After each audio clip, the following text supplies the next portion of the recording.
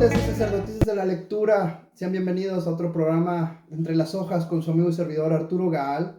Estamos listos para otra reseña de un libro y tienen que disculparme, pero qué coraje, acabo de grabar toda la reseña y me acordé que no hice ninguna lectura del libro, así que estoy regrabando de nuevo porque realmente vale la pena. En esta ocasión tenemos el libro de una autora mexicalense, paisana cachanilla, Daniela Villarreal Grave, y el libro se titula Somos para la Oscuridad, que tuvo a bien mandarme por PDF y que de hecho teníamos la intención de hacer este programa en vivo desde Mexicali en febrero, con ella presente, pero pues se hizo un poquillo del rogar y se desapareció un poco y ya no pudimos hacerlo, pero le mando un saludo desde aquí y prometido es deuda, así que aquí está la reseña de su libro, que a mí me gustó bastante. Es un compendio de historias de terror y que yo he titulado este género como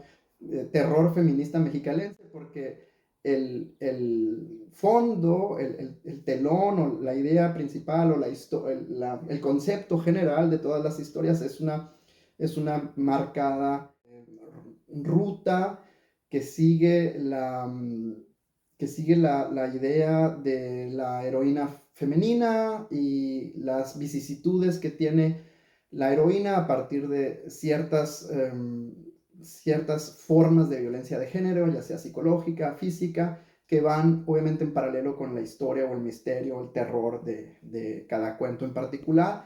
Así que hay una marcada línea de género aquí que es digamos, una sombrilla que cubre todos los relatos. Son alrededor de 13 o 12 relatos, no recuerdo bien ahora.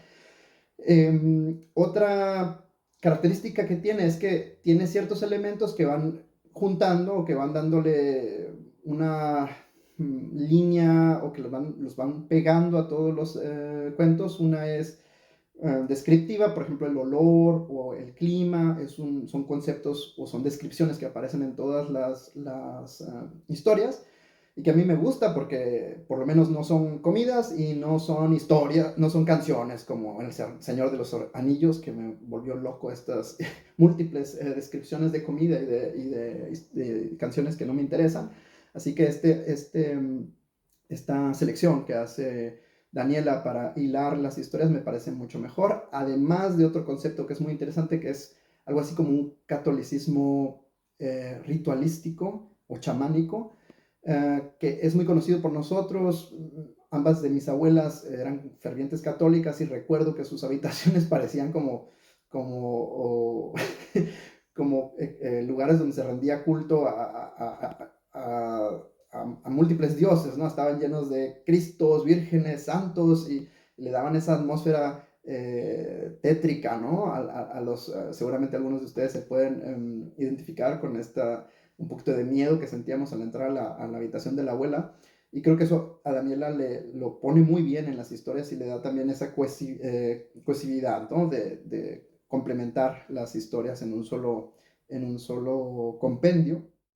Sería interesante saber si las historias son originales de ella o si son relatos o adaptaciones que ha hecho de algunas historias que le han contado inclusive sus abuelas, porque como dije, son muy se pueden identificar uno muy fácilmente con las historias, uno que nació y creció allá también. El libro empieza con una historia muy poderosa que ya sienta las bases de lo que va a ser el resto del libro, ¿no? Es una historia de una mujer violentada que quiere ser madre y que ofrece un sacrificio en un cierto ritual de brujería y que está luchando contra la opresión de un hombre que la violenta por cuestión de su género, y que el cuento en sí es genial, es crudo, tiene un final sorprendente que se mantiene fresco hasta el final. Uno no sabe o no sabe de qué manera va a terminar, uno intuye lo que va a ocurrir pero no sabe de qué manera, y Daniela logra que ese último acto, la última escena sea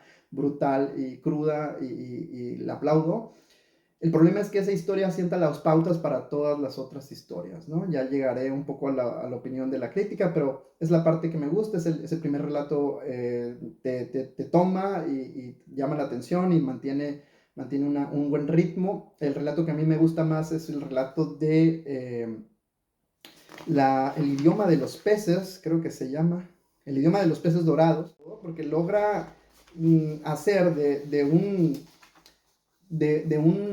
tipo de pez, un animal tan inofensivo como los peces dorados, una figura realmente terrorífica. Y es que ninguno de nosotros ha pensado que al despertarse por la noche, a las 3 de la mañana, de la madrugada, en la oscuridad, va a voltear al lado de la cama y va a ver a un pez dorado y le va a causar terror, ¿no? Por lo general, uno piensa en un gato, qué sé yo, en otro tipo de animal, insectos, pero los peces dorados, por favor, o sea, están en una pecera, son, son inofensivos, ¿no? Pero Daniela logra que estos peces sean terroríficos y eso es un buen punto. Voy a hacer una lectura aquí para que se den una idea de cómo se deja ver eh, el tacto, o bueno, el toque de género en los relatos de Daniela. Cito: te revuelve el estómago el recuerdo de los años que se te escapan entre los dedos, un útero que no soporta el peso de un bebé y unos óvulos que están a punto de dar su último respiro. Es parte del primer relato. Continúo. Que, aunque ya son abuelos de un varón, el primer hijo de Joaquín, su hermano menor, siempre dicen: ¿y ustedes para cuándo? Si Joaquín ya les puso la muestra, Betito. Es un extracto en donde esta mujer se siente presionada no solo por su marido, sino por los suegros, para tener un bebé varón, y es eso lo que la empuja a hacer un pacto con el diablo a través de una bruja, ¿no?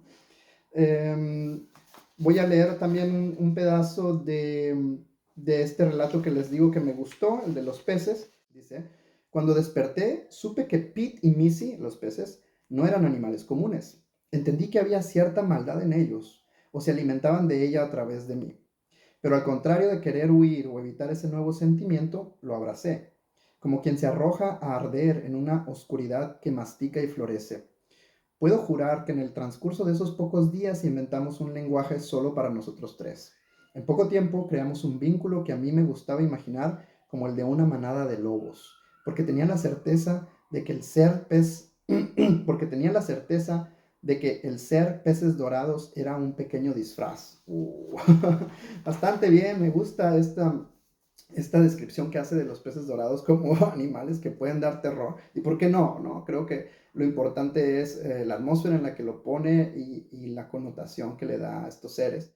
Por último, una pequeña crítica a mí me parece que sería precisamente la línea narrativa que amalgama todas las historias, que es precisamente esta perspectiva de género que en sí es legítima, ¿no? Es una línea narrativa que puede utilizarse y me parece que es algo fresco, sobre todo en el terror, pero que en el contexto de un compendio de historias se vuelve un tanto predecible. Digamos que el primer relato, como dije, es un gancho poderoso, te toma y te ancla a seguir leyendo, pero después del quinto o sexto relato se vuelve un poco repetitivo, o digamos que uno empieza a ver los patrones en las historias y puede empezar a adivinar por dónde va a ir la trama, qué va a ocurrir con los personajes. Cuando se presenta el primer personaje femenino sabemos que va a ser la heroína de la historia. Cuando aparece el varón sabemos que o será la víctima o será el antagonista.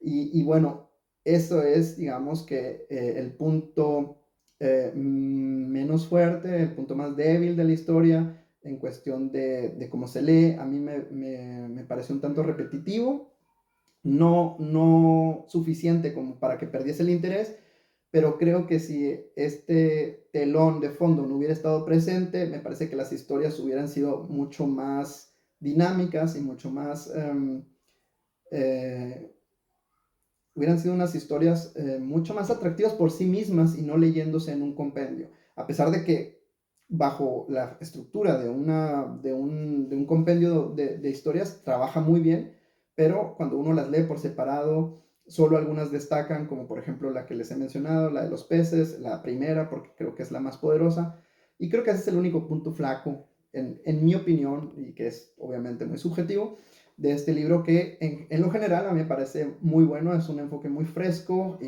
me parece muy, muy bueno que jóvenes autoras de Mexicali estén produciendo literatura, sobre todo en estos géneros que no son muy comunes. Y pues le mando una felicitación a la autora, a Daniela, y un saludo y esperemos que le guste esta reseña y que en el futuro sí que podamos hacer una plática juntos. Así que sigan leyendo, les mando un saludo y hasta luego.